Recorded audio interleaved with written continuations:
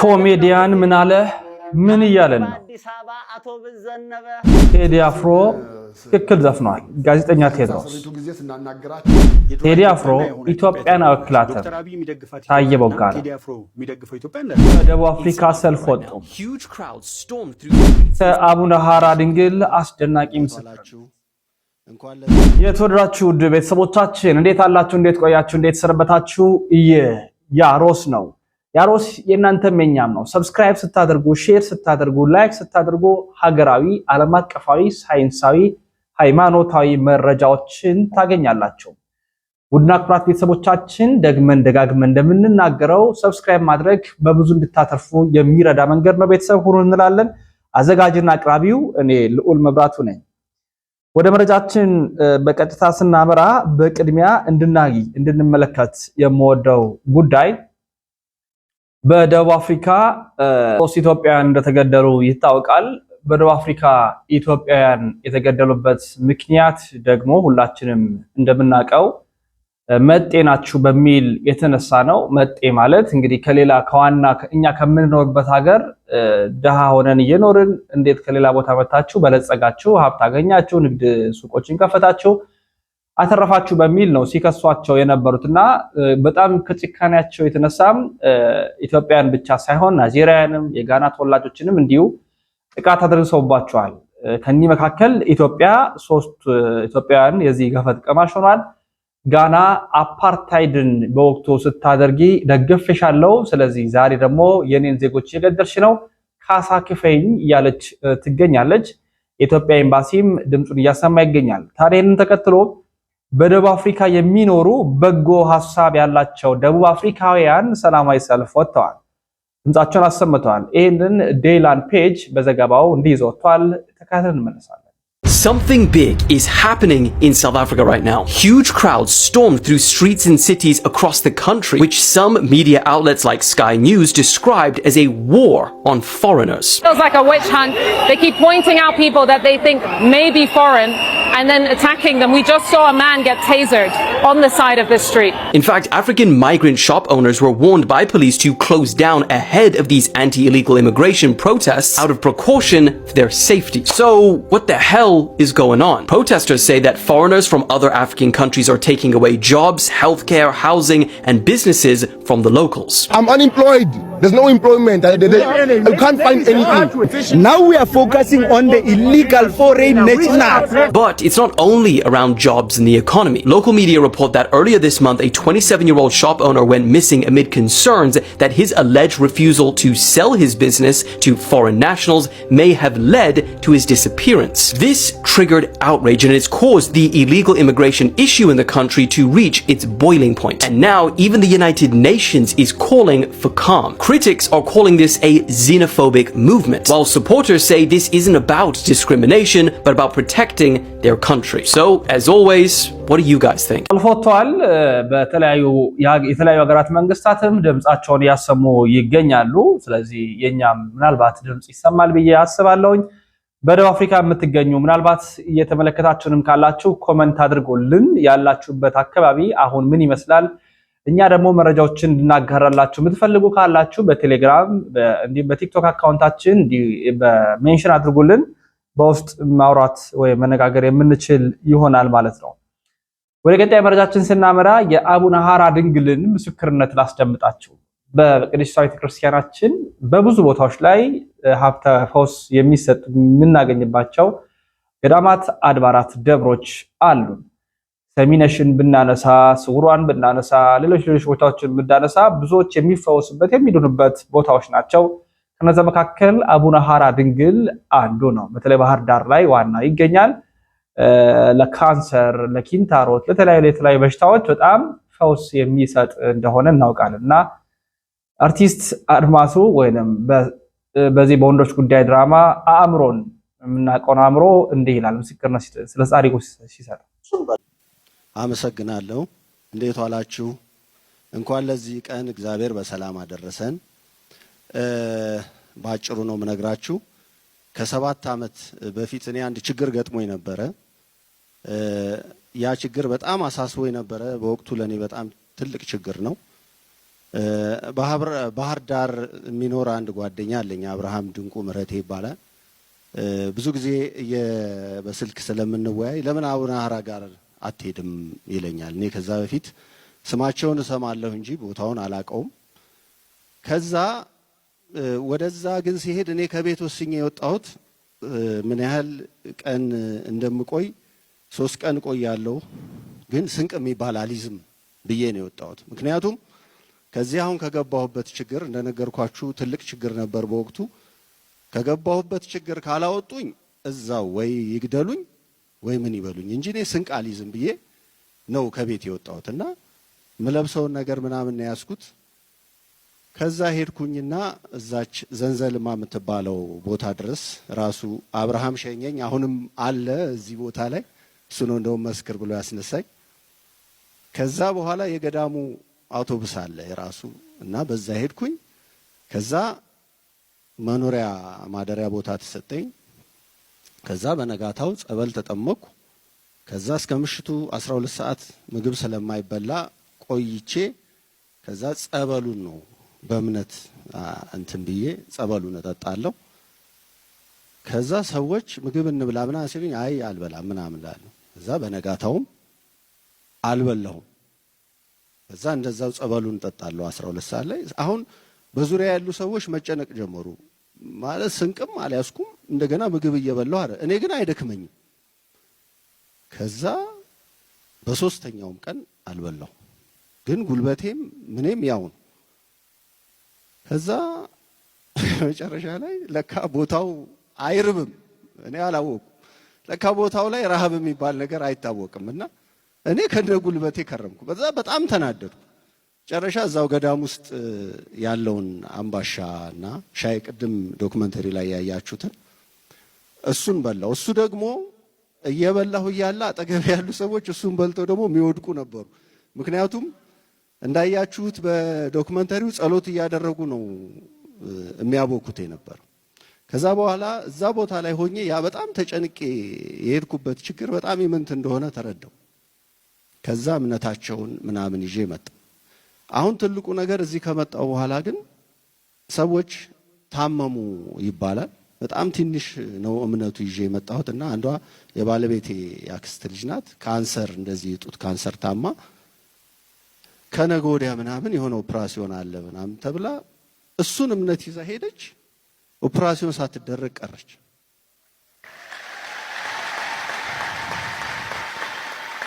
ከዛ ደግሞ እኔ ምኖርበት አካባቢ የምትኖር ሴትዮ እንደዚሁ በባቡር ስትሄድ እሷ ደግሞ ግፊያ ላይ ጡቷን አጣብቋት ነው የባቡር ይሄ ቋሚው እንትን እሷም እንደዚሁ ስትል ሰማንና ሰጠዋት እሷም እንደዚሁ ዳነች አሁን ከአመታት በኋላ በቅርብ ደግሞ ጂም ውስጥ ዛ የሚያገለግል ልጅ እግሩን በጣም ታሟል ምን እንደነካው አይታወቅም ጥፍሩ አካባቢ ቁስል አለ አብጧልና 3 መርፌ ምናምን ተወግቻለሁ አለ ከዛ እኔ ፈውሳለሁ በየቀለድኩበት ማለት ከዛ ግን በነጋታው በጣም ትንሽ እምነት ይዤለት ሄድኩ እና በአጋጣሚ ለተከታታይ ቀናት እኔ ደግሞ ወደ ጂም አልሄድኩም ነበር ከዛ አንዱ ጓደኛዬ ምን ይላል ይሄ ሰውዬ ምን ሰተው ነው እግሩን ድኖ እኮ በካልቾ ሊመታን ነው አለ እና ቦታው እንደዚህ አይነት በጣም እንደዚህ እንደ በንግግር ብቻ ተነግሮ እንደሚባለው አይደለም በጣም ትልቅ ቦታ ነው በተለይ እንደዚህ አምሮ ለተጨነቀ ሰው በጣም ነገሮች ለከበዱበት ሰው በጣም እዛ ቦታ ሄዶ ቦታውን ብቻ በመርገጥ ብዙ ነገር ማግኘት ይቻላል ከዛ በኋላ እኔም ደጋግሜ ሄጃለሁ ይሄን ለመንገር ነው እጅግ በጣም አመሰግናለሁ እግዚአብሔር ይስጥልኝ ከካንሰር ድነዋል ብዙዎች የተፈወሱ ነው ዛሬም ድረስ ያ የድህነት ስራ እንደቀጠለ ነው አቡነ ሐራ ድንግል ገብታችሁ እንድትጎበኙ እንድትመለከቱ እንጋብዛችኋለን ወደ ቀጣይ መረጃችን ስናመራ ኮሜዲያን ምን አለ ምን ይያለን ነው እናልምጥ ባሳለፍነው ጊዜ ታምር በአዲስ አበባ አውቶቡስ ዘነበ ሀገር ሞላ ባሱ ህዝቡ እንዳራ ወረደው እነሱ ደረሱ በገዛ ሜዳችን ሁቤ ወዶ ነፈረሱ ኦሆሆሆይ ኦሆሆሆይ በዚህ በዳር ሸገር ባሉት ሰፈር በከፍታው ቦታ የእምባ ጎርፍ በረታ ዶፍ ሆነ ችግሩ ምድር ላይ ተቀምጠን ጨረቃኑ አገሩ በልጠጋ በሉ እንሂድ በመንኮራኮሩ ሁቤ ውጣ ተብለሃል ንቀል ከጠፈሩ ኦሆሆሆሆይ ኦሆሆሆሆይ አጀብ ነው። በዚህ በደብረ ብርሃን ሰው ሞልቶ ፈሰሰ ወዲህ በቦረናም ድርቅ ሰውን አልፎ ከብቱን ተንተራሰ በሶማሌም ቢኬድ ሰው ተመልካች አጣ ችግሩ ተስፋፋ ደራሽ ወንዝ ሞልቶ ደራሽ ሰው ግን ጠፋ እንክርዳድ ዘር ሆኖ ሁቤስ እንደ ሰው ተደፋ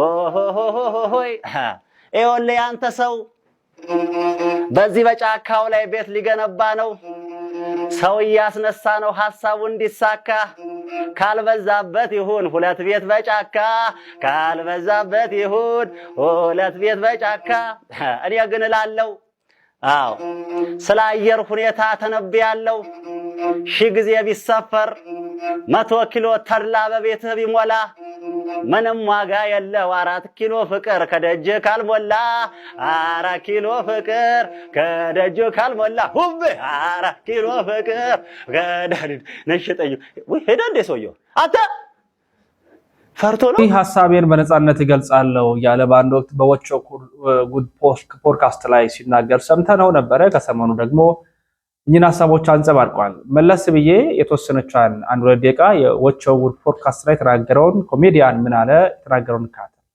በሐሳቡ ያልታሰረን ያልሞተ የለም። በእኔ የሚጀመር ነገር አይደለም። የኔ ሐሳብ ካልጣመው ሊገለኝ ይችላል። ይመቸው የኔ ገደም ይሞታል። በእውነቴ ነው ማለት ካስተካከለችው እሱ ነው ማለት መሞት አይቀርም ያም ሰውዬ መብት ደግሞ በልመና አረ እንደው መብቴን ምናምን የምትለው ነገር አይደለም። በቃ ትናገራለህ፣ መናገር ካለብህ ትናገራለህ። ለተናገርከው ነገር ኃላፊነቱን ትወስዳለህ። አይ እኔ ነገር አልተመቸኝም ቂሊንጦ ጨምራለሁ ካለ ወስዶ ይጨምር። እኔ እሱን ነው የማስበው። አዋሽ 40 ሚሊዮን ወስዶ ይጨምር። ምንም የተለየ ነገር የለውም ነው የምልህ። እኔ እሱ ነው ሞትም ከሆነ ትሞታለህ። ብዙ የሞት ሰዎች አናውቅም እንዴ ባሳሰባቸው። የኛ ትውልድ መፍራት ካለበት መፍራት ያለበት እግዚአብሔርን ብቻ ነው እና እግዚአብሔር መፍራት የጀመረ ቀን ደህና መንግስት ይመጣል። እኔን ነው ማምነው። ሁሉም አሁን እንደ ግል የግል ጉዳያችን ነው አሁን ደህና መንግስት እንዳይኖረን የሚያደርገው በግል መንፈሳዊ ህይወታችን የተመታ ምናምን ስለሆነ በዛ ምክንያት ያው ቀሽም መንግስቶች መተው እንደፈለጉ ይገርፈው ይሄዳሉ። እንደዚህ የፖለቲካ ነገር ስትሰራ የዜናውም ላይ ምናን አለ ከዛ አንተ መንግስት ነካሽ ምናምን ይላል። እንደዚህ በጣም ተሳቆ ነው ማለት መንግስት እንኳን አንተን እየነካ ነው ወፍታድ ምን ያሳቀኛል ነው ማለት እሱም ይነካል አንተም ትነካዋለህ ነው ማለት። ወደ ቀጣይ መረጃችን ስናመራ የኡስታዝ ያሲን ኑሩን ሐሳብ እናነሳለን። በቀጥታ እንግዲህ ከቴዲ አፍሮ ጋር የተገናኙትን አንድ ሁለት ቪዲዮዎች ነው ማሳያችሁ። የመጀመሪያው ኡስታዝ ያሲን ኑሩ የተስፋ ዳስ ወይንስ የሐዘን ዳስ ሲል ቴዲ አፍሮን የተቸበትን ሐሳብ ተናግሯል።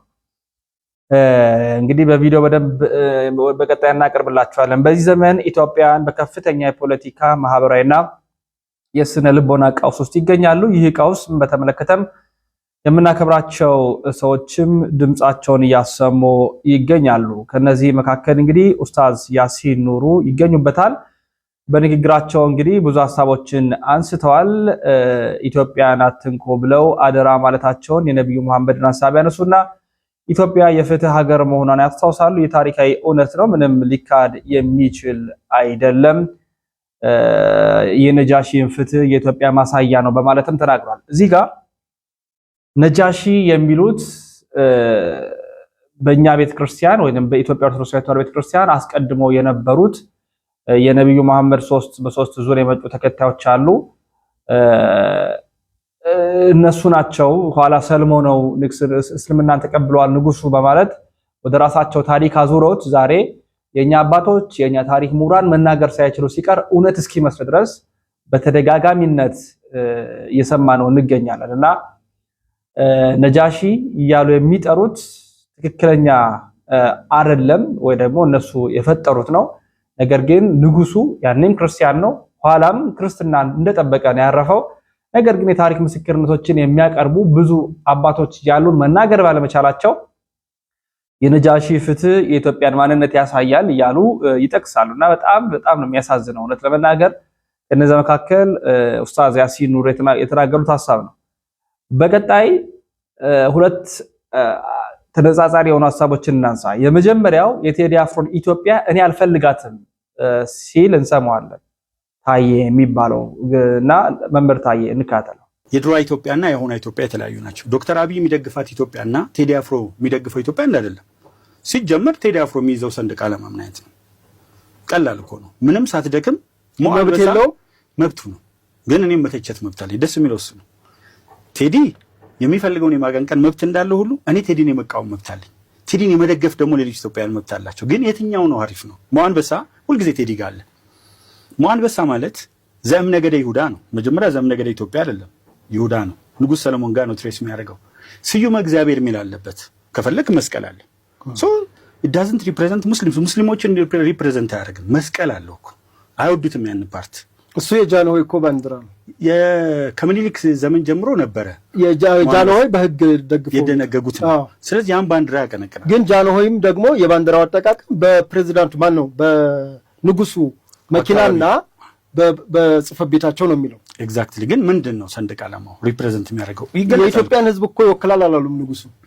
እሳቸው ማለት አለማለታቸው ሳይሆን ሰንደቅ ዓላማው የሚያመለክተው ይሄንን ነው ይላል። ለምሳሌ ቢጫው ሃይማኖት ይላል።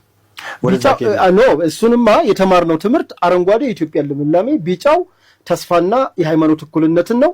ቀዩ ደግሞ በመስዋዕትነት የተገነባች ሀገር መሆኗን የመስዋዕትነት ሀገር መሆኗን ነው። ይሄ ጠቅላላ የባንዲራው የሰንደቅ ዓላማው አንድ ፖለቲከኛ በሆነ እኔ ይሄን ነው የማስተምረው።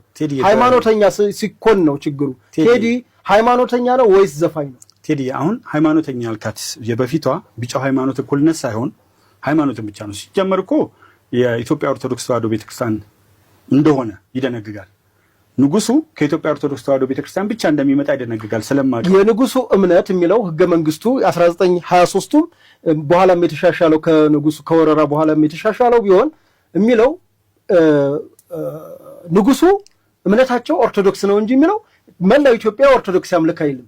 የህገ መንግስቱ ድንጋጌ መጀመሪያ ከክብረ የንጉሱ እምነት ኦርቶዶክስ እምነት ነው የሚለው። ወንድምዬ ልክ ነህ። ግን ከክብረ ነገስት ነው የሚነሳው። ይሄ ክብረ ነገስት ሰለሞናውያን ነገስታት እንዴት እንደመጡ የሚያትት ያፈ ታሪኮ ይቀነብር ሲሆን በእንግሊዝኛው እንደውም a person who do not claim directly from the house of King Solomon of Israel and Queen Sheba of Ethiopia could be disqualified as illegitimate ruler. ማንም ሰው የዘር ሐረጉን ከእስራኤሉ ንጉስ ሰለሞንና ከኢትዮጵያዊቷ ንግስተ ሳባ የተወለደውን ምኒልክን ትሬስ ማድረግ ካልቻለ ውላጅ ፈናጅ እያለ በሚቆጥረው ኢትዮጵያ መሪ መሆን አይችልም።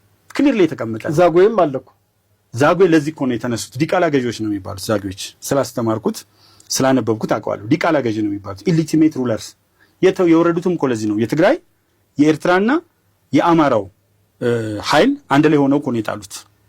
ዛጎይን የመቱት የመጨረሻው መሪ ተባረከን የመቱት እኮ ሶስቱ አንድ ላይ ሆነው ያወገዘችው ቤተክርስቲያን ናት። ይሄ ኢያሱም ላይ ተደግሟል። ግን በዛጎይም ጊዜ እኮ ባንዲራው አረንጓዴ ቢጫ ቀይ ነው። ይኸውልህ ባንዲራው በተለያየ ጊዜያት መጥቷል። ነገር ግን ምን የለውም ሞአንበሳ የለውም። አሁን ወደ ቴዲ ነው የምመጣው። ሞአንበሳ የድሮ ኢትዮጵያ ምላት ያችን ኢትዮጵያ ይፈልጋታል። ኃይለ ሥላሴ ግን በድሮ ኢትዮጵያ ያምኑ ቀይ ባህር እኮ ይመለስ እያሉ ነው መምህር። ይኸውልህ የድሮ ኢትዮጵያ አስተሳሰብ አሁን በዘውግ ከፍለን ካየ ነው ቴዲሻ በዘውግ ከፍለን ካየ ነው። ከዛ ውስጥ የምቀበላቸው ነገሮች አሉ፣ ከድሮ ኢትዮጵያ ውስጥ የማልቀበላቸው አሉ። አወዛጋቢ የሆኑ ጉዳዮችን ነው ቴዲ የሚያቀነቅነው። ለዚህም እኮ ምን ሆነ አንድ አላደረገንም። የቴዲ ዘፈን አጉል ትርጓሜ የተሰጠው ነው ብለው አያምኑም ማለት አጉል አይደለም። ያንተንም አጉል አይደለም፣ የኔም አጉል ትርጓሜ አይደለም። እኔ ሙዚቃውን የሰማሁበት እይታ አለ፣ የቴዲን ስብዕና ያየሁበት ሁኔታ አለ። ማን ነው ኃይለ ሥላሴ ሲል እዛ ጋር ሙሴ የተለያዩ ነገሮች ሚላቸው ስለ ኃይለ ገብረ ሥላሴም እኮ ዘፍኗል። አዎ ምክንያቱም ይሄ ሰው ስለ ፍቅርም ዘፍኗል። አጉርሽን ፍቅር ያሸንፋል። ግን ከዳስጣል በተጨማሪ እኮ የጽዮን ሙሽራም አለ። ጉራጌኛው ስምምነት የሚለው አሁን ጉራጌኛው ላይ የወጋሽ ወጋ የነካሽ ነካ ይላል እና እዛ ላይ ለምንድን ነው ያላተኮራችሁት? እኔ አሁን አንደኛ ቅድም ያልኩት ነገር አለ። አንድ ከራሱ አመለካከት ተነሳው፣ ሁለት ለምን ምርጫ ጠብቆ ይቀርባል የሚለው ነገር አነሳው፣ ሶስት ቴዲ ሲያነሳ ኢትዮጵያ እንደሚከፋፈሉ ያውቃል። ይዘር ማብራሪያ መኖር አለበት። ማብራሪያ ኖሮ እንዲህ ስለ እንዲህ ነው የሚለው ነገር ለብቻው ቢቀመጥ አትሊስት ፖለቲካውን ያደርጋል። ግን ምን ያደርገን አሁን የቴዲ ሙዚቃ እውነት አስማማን ወይስ ከፋፈለን? ሶሻል ሚዲያው ላይ ነን። ቴዲ ግን እውነት የለውም ሙዚቃው ላይ እውነቶች ያሉት ሙዚቃ አለ። እኔ እኮ ሁሉንም አልተቸውም። ብዙ ጊዜ ምንድነው የምናደርገው? ስናደንቀው ቴዲን ስናደንቀው ቆይተናል። በሚሰራቸው ስራዎች እናደንቅ። አሁንም እኮ ቴዲ ላይ በሙዚቃ የፈጠረውን ተጽዕኖ ያሳረፈውን አሻራ የብዙዎችን ቀልብ መግዛት መቻሉ ነው ዘተርፋ አደንቅለታለሁ። ነገር ግን ምን ላይ ነው ያተኮርኩት? የቴዲ ሙዚቃ የወጣበት ሰዓት ቢዝነስ ነው ለኔ። ቪውም በጣም የጨመረው ምርጫ ስለተቃረበ ነው። ብዙ ምርጫው ላይ እሳት ምንድነው የሚለኩሱ ሰዎች አሉ። ለኔ ቤንዚን ሆነላቸው ነዳጅ ሆነ። ግን እነዛ ተቃዋሚዎች አሁን እኛ ተቃዋሚም ውጭ ያሉ እነሱ ናቸው። በርሶ እንግዲህ ተከታተልን ተመልሰናል። የቴዲ አፍሮን ኢትዮጵያ እኔ አልፈልጋትም አላውቃትም ሲል መምህሩ ተናግሯል።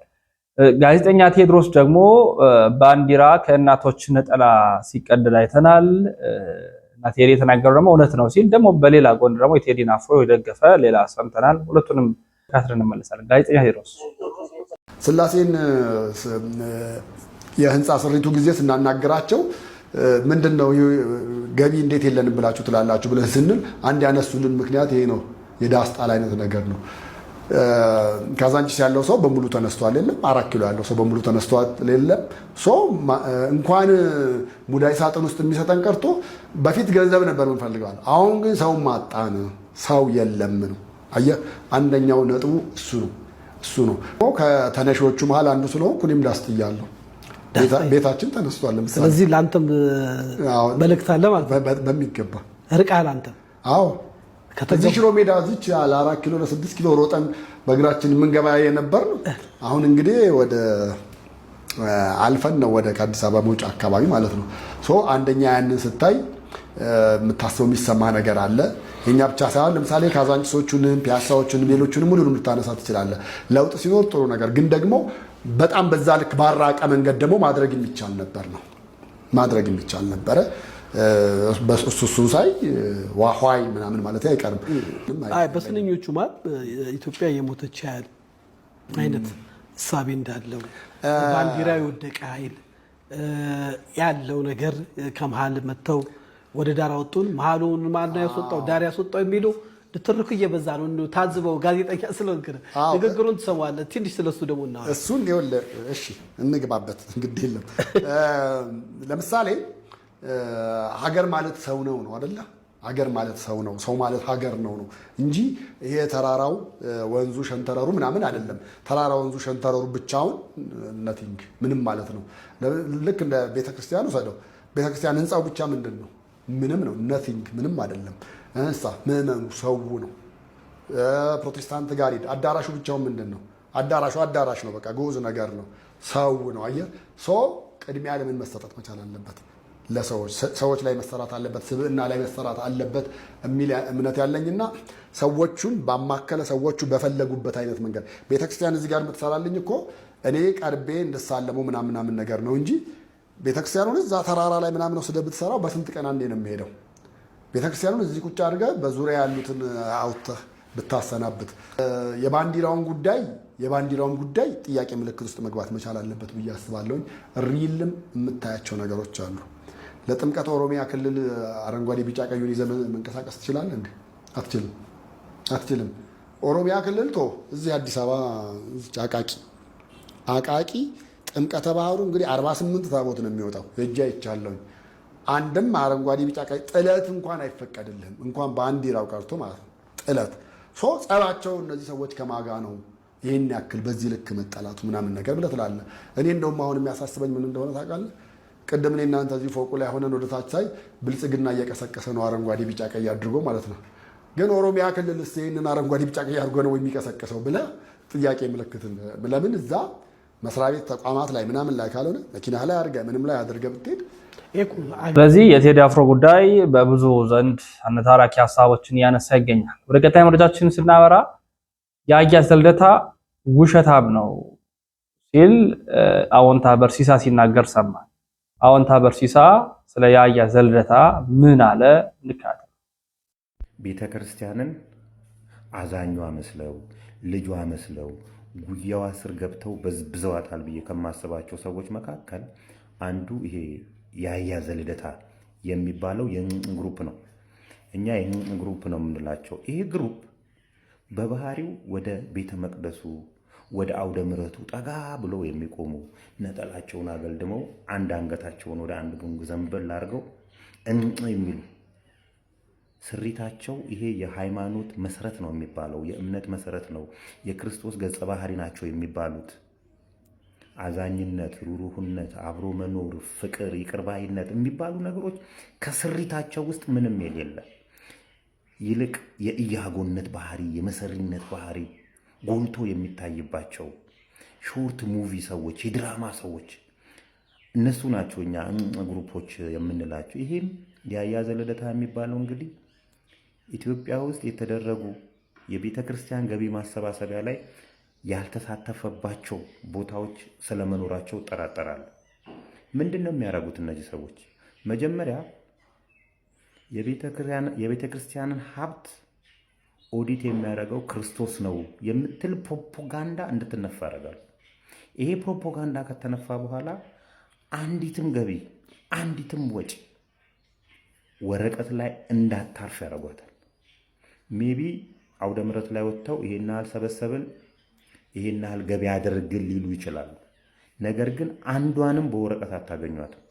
እስቲ ሲምፕል ኤግዛምፕል መልስ እንድትመልሱልኝ የምፈልገው የቤተ ክርስቲያን ገቢ በዶላር የተሰበሰበ የቤተ ክርስቲያን ገቢ እስቲ አንዱን የት መንዝራችሁ በየትኛው ባንክ መንዝራችሁ ነው ለቤተ ክርስቲያን ገቢ ያደረጋችሁት?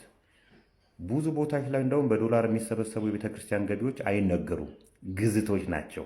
በእናንተ ለሌብነታችሁ እንዲመቻችሁ የምትጠቀሙበት የገንዘብ ዝውውርም ሊኖር ይችላል።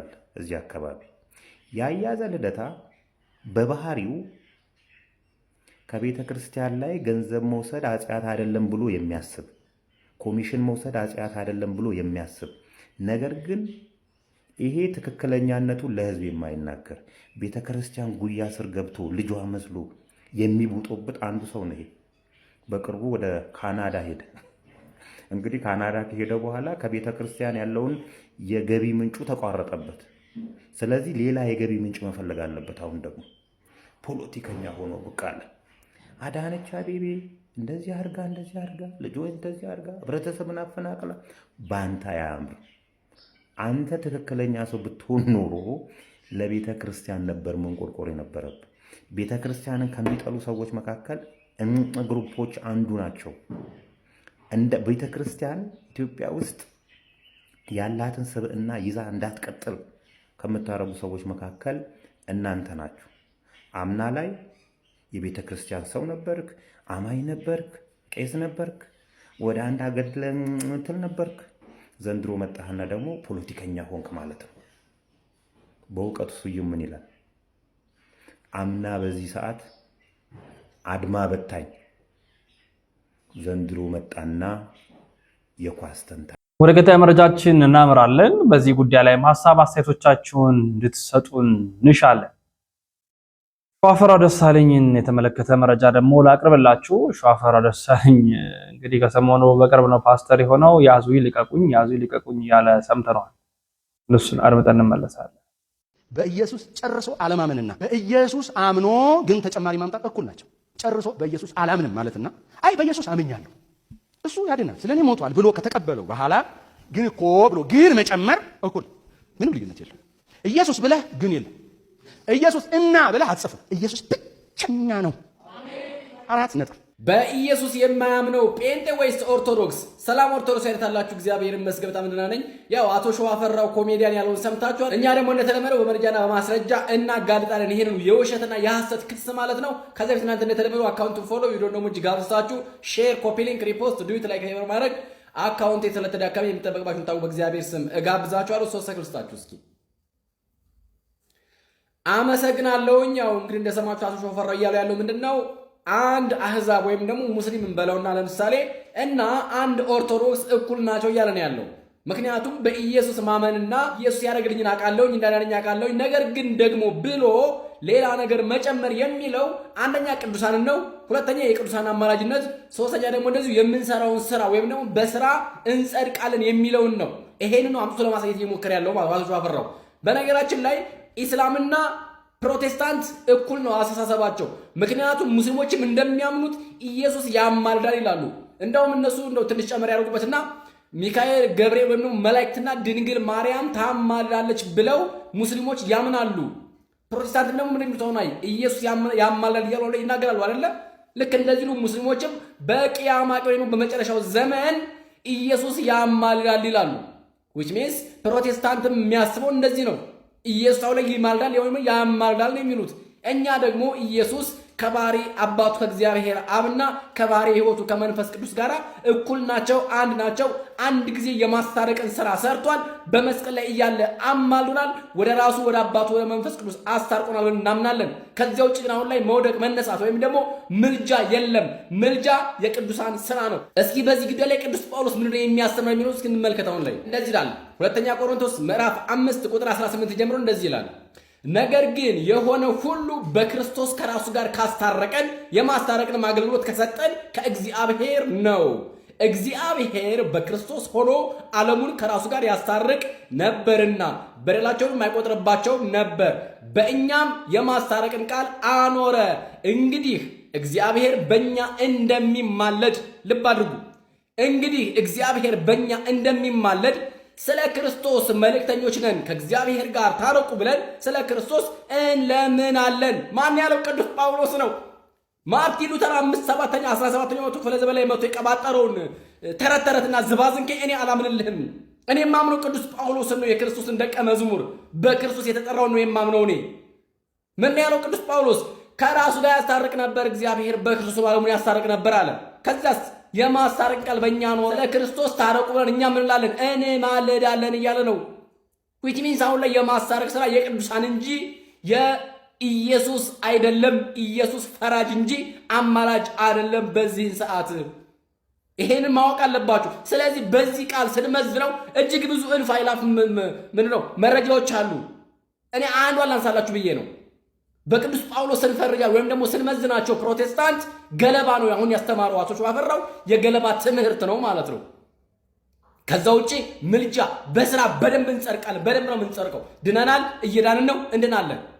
በክርስቶስ አምኜ ተጠመቅ ድኛለሁኝ። ኃጢአት ስራ ደግሞ ንስሐ የገባሁኝ ድናለሁኝ። መጨረሻ ደግሞ እግዚአብሔር ደግሞ የኔን የምሰራውን መልካም ስራ አይቶ ያድነኛል፣ ያጸድቀኛል፣ በቀኙም ያቆመኛል። ይሄ ደግሞ ትዕቢት ሳይሆን በትህትና ወደ እግዚአብሔር የማቀርበው መስዋዕቴ ነው። ይሄ መስዋዕቴ እንጂ እንዳንተ በትዕቢት ተወጥሬ ከሰይጣን ጋር የምፋለምበት ወይም ደግሞ እሳት አገባ የምገባበት ጉዳይ አይደለም። ሰይጣንን በትዕቢት ሳይሆን በምን ነው የምንጥለው? በትህትና ነው የምንጥለው። ክርስቶስ ኢየሱስ ደግሞ ያስተማረን ይህንን ነው። ስለዚህ አቶ ሸዋፈራውና መሰሎቹ ምእመናን እዛ ውስጥ ገብተው አሜን እያለ እዛ ውስጥ ያለው መንጋም አብሯቸው ገደል ሲኦል እየገባ ያለው ማለት ነው። በክርስቶስ ኢየሱስ ስላላመኑ ተፈርዶባቸዋል። ቢያምኑ ኖሮማ ክርስቶስ አድርጎ ያለውን በሰሩ ነበር። አሁን ላይ መጥተው እዚህ ጋር ባላላገጡ፣ በቃሉ ላይ ባላሾፉ፣ መንፈስ ቅዱስን ባልተሳደቡ ነበር። እኛ ሳንሆን ካላመኑ ጋር የምንቆጠር እነማን ናቸው? ሸዋፈራውና መሰሎቹ ድራሚስቶች ናቸው ማለት ነው። ቲያትር እየሰራ ነው በእርግጥ ሸዋፈራው። እግዚአብሔር ልቦና ይስጠው ለሱና ለመሰሎቹ። እዛ ቤት ታች ቤት ያላችሁም ደግሞ እንደዚህ አንዳንድ ፕሮቴስታንት ወንድሞቻችን ደግሞ እንደው መጣችሁ ጌታን በትክክለኛው ጌታ እንድትቀበሉ በፍቅር እንጋብዛችኋለን። ኦርቶዶክሳውያን በድጋሚ አካውንቱን ፎሎ ቪዲዮን ደግሞ እጅግ አብዝታ ሁለተኛ ቆሮንቶስ ምዕራፍ 5 ቁጥር 18ን የማስታረቅን ቃል በእኛ ኖረ የሚለውን ክፍል በስፋት አንድ ወንድማችን ሲገልጥ ሰምተነዋል። ወደ ቀጣይ መረጃችን ስንአመራ የፕሮቴስታንቲዝም እንቅስቃሴ ምን አይነት አደገኛ እንቅስቃሴ እንደሚያራምዱ እንካተል። መናፍቅ ሌባ ነው። ኢየሱስ ጌታ ነው፣ ግን መናፍቅ ሌባ ነው። እኔ ሌባ አይደለሁም። መጽሐፍ ቅዱስ ለምናገረው እኔ ሌባ እንደሆንኩ ሳይሆን ድኛለሁ። እኔ የዳንኩ ሰው ነኝ። አባቴ ኢየሱስ ክርስቶስ ይወዳል። ትልቅ ሰው ነኝ። እንዴት ታወጣለህ? የመጀመሪያው ነገር ጽዳት ከቤት ይጀምራልና የሰው ትልቁን ሰው ስህተት መናገር ፈልጋለሁ። አስፈላጊ አይደለም። እንደዚህ አይነት አጸያፊ ስድብ ሰድበው የሚጠብቁት እምነት የለውም የኔ አባትና ትልቅ ስህተት ነው። መታረም ያስፈልጋል። ልክ አይደለም። በእውቀት መሞገት ይቻላል። መስማት ካልፈለጉ ዞር ማለት ይቻላል። መሳደቡ ግን አስፈላጊ አይደለም። ወደ ልጁ ስንመጣ ይህን ግርግር ይፈልገዋል። ለቪዲዮ ቫይራል መውጣት፣ እሱ እኮ እንዲህ የተሰደበው ለወንጌል ዋጋ ከፈለ መባል ስለሚፈልግ አይታችሁ ከሆነ ሰው ሰብሰብ ሲል፣ ሰው ከቤተክርስቲያን ሲወጣ እንደዚህ ብቻ የሆነ ሰው የሚያጉረመርም ከመሰለውና ያቺን ቻንስ መጠቀም ማያልፏት እድላቸው ነች ከተመለከታችሁ ማለት ነው። ስለዚህ ይሄ ለነሱ በጣም እንትን ነው አስፈላጊ ነገር ነውና ለነሱም ባንመች ከሁሉ በላይ ደግሞ እግዚአብሔርን ባናሳዝን ጥሩ ነው። ስድብ አያስፈልግም።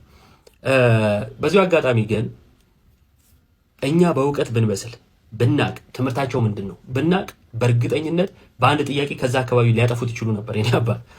እና በትምህርት የቤተክርስቲያናችን ትምህርት በማወቅ እምነታችን መጠበቅ እንችላለን። በዙሪያ ያሉ ሰዎችን መጠበቅ እንችላለን። ስለዚህ እንማር፣ እንወቅ፣ ትምህርታችንን ይቀረናል። ይሄ ሲባል ደግሞ ኦርቶዶክሶች እኮ አያውቁም የሚል ቪዲዮ ልሰራ እንዳትመጣ። ሀቢባል በማያቅ ጴንጤ ያሳያለሁ። የፕሮቴስታንቲዝም ምንድን ነው ቢባል ማያቀውን ልናመጣ እንችላለን። ለማንኛውም ግን ኦርቶዶክሳውያን በእውቀት እንጎልብት ለማለት ነው። በጣም አነጋጋሪም አስደናቂም ነው። ሆነ ብለው እንዲህ አይነት ግርግሮችን ይፈልጋሉ፣ ቪዲዮ ይቀርጻሉ። ከዛ እርግጥ የኛ ኦርቶዶክሳውያንም የምንሰራቸው አንዳንድ ትክክል ያሉ ነገሮች አሉ፣ ገፍተው ስለሚመጡ ነው። እነሱ ግን ኦርቶዶክሳውያን ናቸው የሚለውም ራሱን የቻለ አጠያቂ ነው። ምክንያቱም የራሳቸውን ሰዎች ሰይመው ተሳዳቢ አስመስለው ያስቀምጡና ኦርቶዶክሳውያን እኮ ይሳደባሉ ኢየሱስ ሲባል ምናምን በሚል የማይሆን ታርጋ ይሰጡናል። ይሄም ትክክል አይደለም። ሌላው ትክክል ያልሆነ ከኛ ቤት ያልሆነውን ማረም ማስተካከል ስላለብን ነው። የአርሰናል ለማንቸስተር ቅኔ ልዝረፍ ያለውን ምናምን ዲያቆን ሲራክ ትክክል ያልሆኑ ስራ ሲሰሩ ግን የተወደደ ነገር ሰጥቷቸው የከበረ ነገር ሰጥቷቸው ያ የከበረውን ስልጣን ያን ታላቅነት በማይገባ ቦታ ላይ የዋሉትን እንዲህ ሲል ዲያቆን ሲራክ ይናገራል። እናድምጥ። ስለ ማንቸስተር ዩናይትድ አንድ ቅኔ የጨዋታው መሪ ታጅበል በዜማ በልብሽ በልቤ ተማምለኒ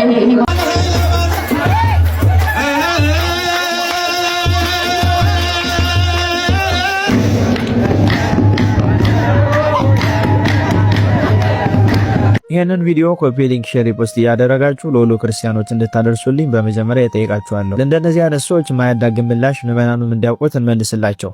የመጀመሪያው ነገር በዚህ ቅድስት ቤተክርስቲያን ውስጥ ሁለት አይነት ካህናት አሉ። ስንት አይነት? ሁለት አይነት ካህናት አሉ። የመጀመሪያዎቹ ከመጀመሪያው ነው ወደዚህ ቅድስት ቤተክርስቲያን የሚመጡት እንደ ስራ ዘርፍና የእንጀራ መሶባቸው አድርገው ይዘዋት ነው የሚመጡት። ምን ማለት ነው? ውዳሴ ማርያም ይማሩና ቁጥር ይማሩና መልክአ ማርያም መልክአ ኢየሱስ ዘልቀው ቅዳሴውን ይማሩና ይሄንም ላይ ይማሩ ይችላሉ፣ አይታወቅም። ዲቁና ያመጣሉ። ከዛም በኋላ ስርዓተ ቤተክርስቲያን የሚባል ነገር አያውቁም። እነርሱ ተቀጥሮ ቀድሰው እየበሉ እየጠጡ ደሞዛቸውን እየተቀበሉ ከመኖር ባሻገር ቤተክርስቲያን የፈለገችውን ብትሆን እቺ ቤተክርስቲያን ተሽጣ የርሻችሁ ይሰጣችሁ ቢባሉ እሺ ለማለት ዝግጁ የሆኑ ካህናት አሉ። ይሄ ማንም የሚያውቀው ሀቅ ነው። ካላወቃችሁ ለእናንተም ላሳውቃችሁ ብዬ ነው። እንደዚህ አይነት ካህናት ደሞዛቸው አይቅርባችሁ፣ ወዳቸው አይጉደልባቸው እንጂ ከዚህ ቅድስት ቤተክርስቲያን የሚፈልጉት ገንዘቧንና ሀብቷን፣ ንብረቷን፣ ምግቧን ነው በቃ። ከዚህ ውጪ ስርዓተ ቤተክርስቲያን ቢጓደል ባይጓደል አያገባቸውም። በመጀመሪያ ደረጃም ስርዓተ ቤተክርስቲያንን ያልተማሩና ያላወቁ ናቸው። አላማዬ ብለው የሚገቡት ቤተክርስቲያኒቱን የሥራ ዘርፍ አድርገው ነው። ምክንያቱም እነዚህ ሰራተኞች እንጂ አገልጋዮች አልነበሩምና። ሰራተኛ ደግሞ ደሞዙ ያጉደልበት እንጂ ቤቱ ምንም ቢሆን አያገባውም። ምክንያቱም ደሞዙን እያገኘ ነው። ስለዚህ የመጀመሪያዎቹ አይነት ካህናት በዚህ ቤተክርስቲያን ውስጥ ተሰግስገው ስርዓት የሚጠሱት የሚጨፍሩት እንዲህ የሚያደርጉት ሁሉ ከነዚህ ተራ የሚመደቡ ካህናት ናቸው።